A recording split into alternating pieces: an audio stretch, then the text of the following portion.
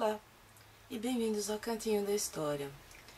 Esse episódio vai para o meu jovem amigo Marcos Henrique, que me pediu para falar sobre o que ele chamou de Revolução Espanhola. E é basicamente sobre a Guerra Civil que durou de 1936 a 1939. E como podemos dimensionar o impacto da Guerra Civil Espanhola, não apenas conhecendo a Espanha rapidamente, mas pensando no cenário pré-Segunda Guerra Mundial e posteriormente na configuração da Guerra Fria. A Espanha sempre foi um país de contrastes. Durante o período medieval, vigorou no sul da Espanha um florescente reino muçulmano, extremamente erudito, tolerante. Naquele momento, judeus, cristãos e muçulmanos conviviam em harmonia em solo espanhol, e artes e ciências eram celebradas. Por ocasião do fim do século XV, principalmente no ano de 1492, que marca para nós aqui na América Latina o ano do encontro com os europeus na pessoa de Cristóvão Colombo, foi nesse ano também que se deu o fim da Guerra de Reconquista do território espanhol, quando os reis católicos Isabela de Castela e Fernando de Aragão se juntaram através de um contrato matrimonial e unificaram a Espanha, expulsando os muçulmanos após uma guerra sangrenta. Esse também é o início oficial da Inquisição, porque no momento em que a Espanha se tornou um reino católico, foi necessário expurgar tanto judeus quanto muçulmanos. E é daí que eu situo o início das grandes divisões internas da Espanha. A Espanha até hoje é um país profundamente dividido entre uma parte de conservadores ultracatólicos, extremamente rancorosos e intransigentes, e uma parte de pessoas com ideias progressistas. E nesse progressistas há uma ampla variedade de ideias. Por ali perpassam sociais-democratas, anarquistas, comunistas e republicanos em geral. Porque aquela Espanha intransigente, conservadora e rancorosa é majoritariamente monarquista e não tolera instituições parlamentares, não tolera liberdade de expressão nem liberdade de escolha. E até hoje a Espanha briga entre essas duas tendências e é tão dividida, mas tão dividida, que elas se alternam no poder de uma maneira dramática. É o exemplo recente. Em 2012, os indignados saíram à rua e derrubaram um governo socialista que se esforçava para manter a Espanha acima da linha do caos e colocaram na eleição seguinte no governo a pior escória da direita franquista remanescente da ditadura. Aí vocês veem como a Espanha é um caso sui generis. Então, Marcos, como é que se dá a Guerra Civil?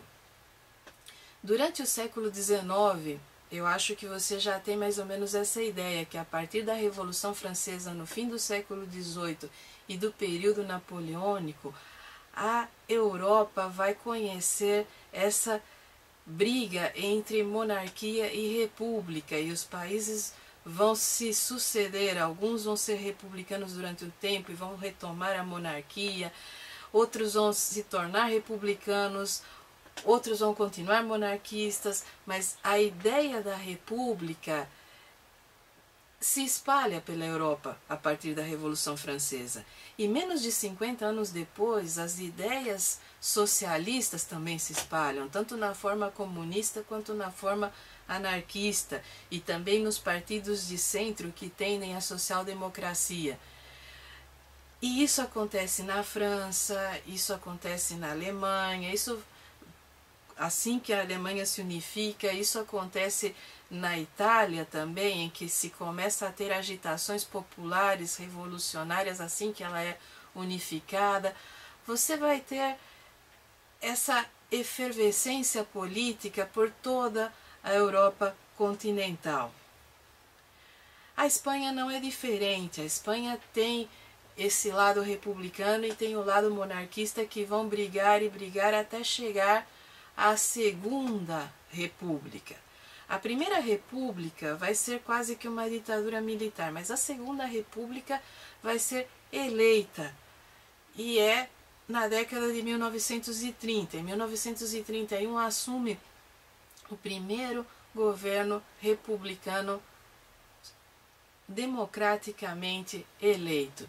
E aí democrático tem os seus limitações, mas ainda assim é um governo que procura trazer progresso ao país, que começa a pensar as estruturas fundiárias, que começa a repensar uma das questões mais importantes, uma das pautas mais sagradas do projeto republicano, que é o ensino laico, universal e gratuito. E aí, esse governo republicano bate de frente com a Igreja Católica, porque a Igreja Católica é que mantém o monopólio do ensino. Para liberalizar o ensino, o governo republicano dissolve a Ordem dos Jesuítas. Como o Marquês de Pombal já havia feito em Portugal séculos antes, porque os jesuítas são intransigentes nessa questão do ensino, e eles são violentos. Tanto esse que foi canonizado agora aqui no Brasil, quanto a grande maioria deles, sempre foram partidários dos castigos físicos às crianças e de um ensino dogmático, hierárquico e sem qualquer vestígio de laicidade. O ensino deles é religioso e eles não abrem mão disso. Então, quando o governo republicano bateu de frente com a Igreja Católica, era o começo do fim. Os militares já se insurgiam. Em pouco tempo, o Francisco Franco, que estava sediado no norte da África, tentou um golpe de Estado, mas os republicanos se defenderam. Então, Franco juntou os militares e invadiu a Espanha, provocando a Guerra Civil. O que se seguiu daí foram 3 anos terríveis, que serviram de laboratório para a Segunda Guerra Mundial.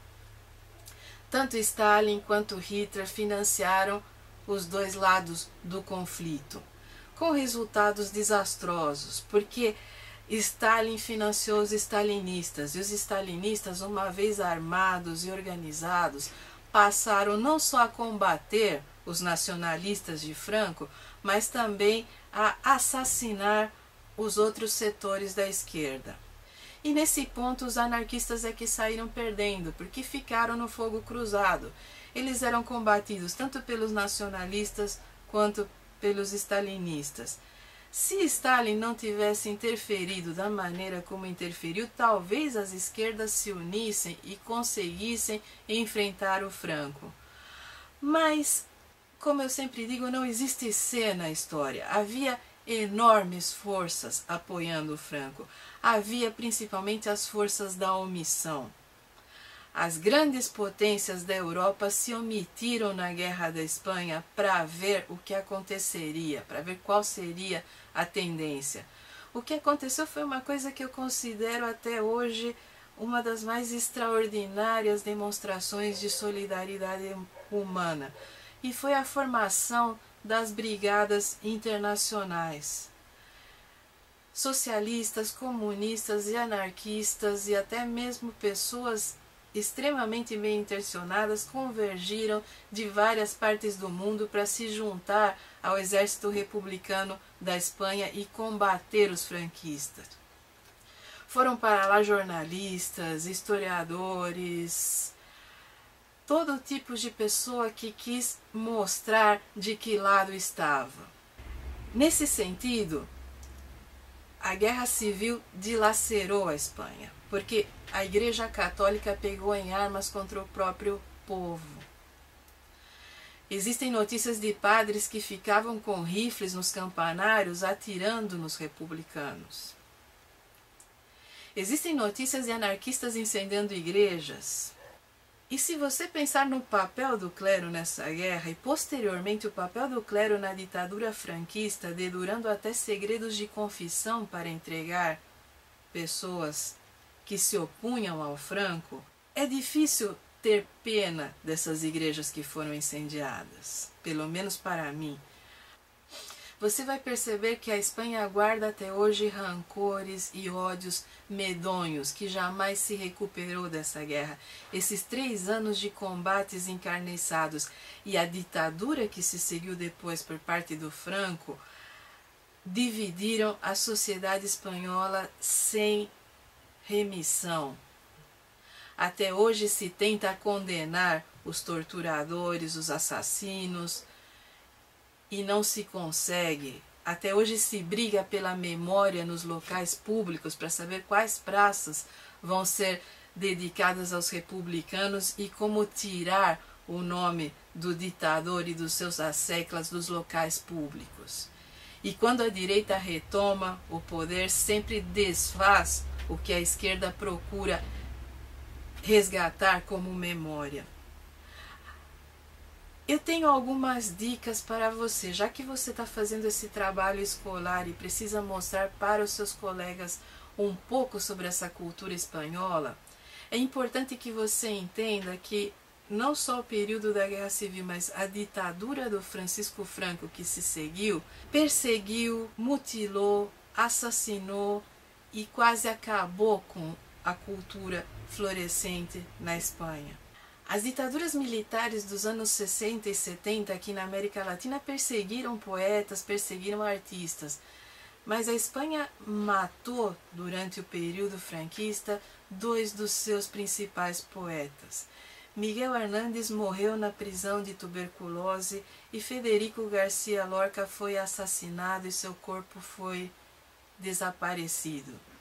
E esses são os primeiros desaparecidos da longa história das esquerdas aqui no Ocidente.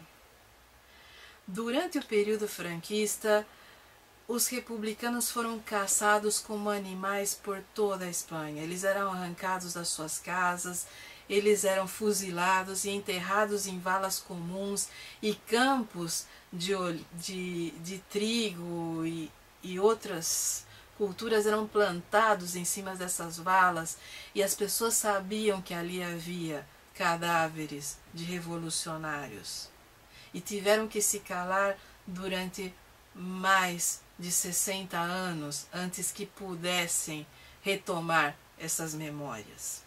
Eu vou passar para você aqui uma série de links para que você veja imagens de época no YouTube, músicas revolucionárias e algumas coisas para te dar uma noção maior de como era o clima na época. De recomendação eu tenho O Labirinto do Fauno, que é uma abordagem a partir do realismo fantástico. Você vai entender aqui um pouco do clima de terror que as pessoas sentiam, principalmente as crianças, que viam seus pais desaparecerem, pessoas serem arrastadas na rua, gente armada o tempo todo e um clima de perpétua inquisição, um clima inquisitorial em que tudo o que você dizia podia ser usado contra você e dedurado pelo seu vizinho ou pelo seu parente. Então, esse é um filme belíssimo que vale a pena assistir.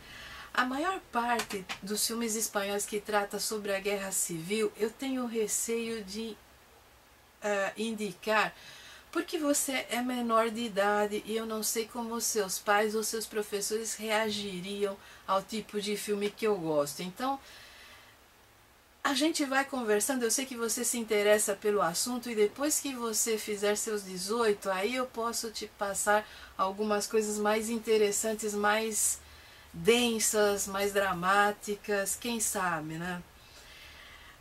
Uma das maiores referências da literatura internacional sobre isso é o Ernest Hemingway, que participou das Brigadas Internacionais como jornalista, e eu suspeito até que pegou em armas, mas nunca admitiu, porque nos Estados Unidos ele seria totalmente estigmatizado se fizesse isso. Por Quem os Sinos Dobram, que é um romance sensacional e que mostra como a Espanha parecia aos olhos estrangeiros. Existem os poetas que sobreviveram, como Antônio Machado e Rafael Alberti, que se refugiaram no México e que andaram pelo mundo até que a Espanha voltasse à democracia. No caso do Machado não, que ele já era muito velho e acabou falecendo e foi enterrado na França. Franco sobreviveu no poder até a sua morte em meados da década de 70 por causa da Guerra Fria, por causa do pavor que o mundo tinha do comunismo. Mas foi uma das últimas excrescências do totalitarismo de perfil nazi-fascista a permanecer em atividade na Europa. Uma última história que eu posso contar para você ter ideia de como os franquistas eram monstruosos e como o Franco não se importava em absoluto com a população, a arte na Espanha, e só conseguia pensar em proteger os nacionalistas e a Igreja Católica, é que durante o governo republicano, Rafael Alberti, um dos maiores poetas espanhóis, autor de La Paloma, que virou música na voz do Sérgio Endrigo em italiano e do Juan Manuel Serrat em espanhol, Rafael Alberti era responsável pelo Museu do Prado, o maior museu de Madrid, que, se você pensar, tinha obras de Goya, de Velázquez, dos maiores pintores espanhóis, barrocos, românticos. E Franco mandou bombardear o Museu do Prado. As pessoas ali da região já haviam feito barricadas em torno do museu para o caso de haver luta armada, mas quando Alberti percebeu que o Franco ia bombardear o maior tesouro da arte espanhola, ele e seus amigos, seus companheiros, embrulharam as obras mais importantes em cobertores ou no que houvesse à mão, botaram em todo tipo de carros e levaram para locais que consideraram seguros.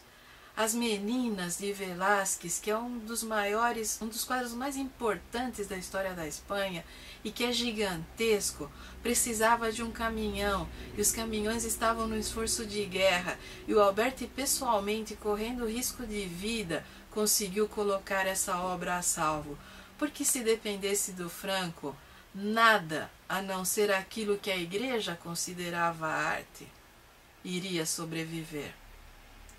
Houve expurgos, houve censura de livros, houve censura de obras de arte, poetas foram assassinados. Não é uma simples guerra civil, é algo que perdura até hoje na memória dos espanhóis. Então, vamos ficar em contato, eu te passo mais referências, dá uma olhada nesses links que eu vou indicar. E se você tiver alguma pergunta mais urgente para o seu seminário, me passa pelo inbox e aí a gente discute. E fica aqui o meu alerta de sempre. As notificações no YouTube são terríveis desde que foi comprado pelo Google. Então, se vocês quiserem manter contato, já sabem, eu estou lá no Facebook, na página Cantinho da História ou no meu blog que vai passar aqui embaixo. Vocês podem mandar suas perguntas, eu posso responder na hora, posso elaborar um vídeo ou posso indicar sugestões de leitura. Eu demoro, mas respondo.